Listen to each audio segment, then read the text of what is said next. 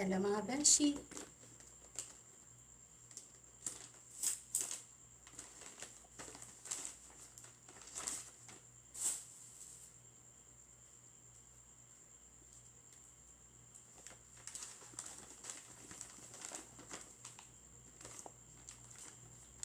Hello mga beshi, samahan niyo pa ako sa balot ng mga regalo. Ayan. Nagbabalot na po ako ng mga regalo mga beshi. Malapit na po ang December 25. Kaya ito.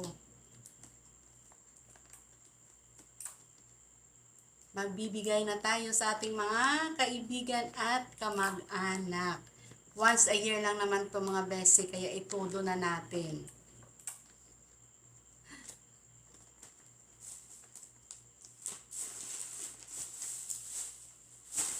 Ano ba?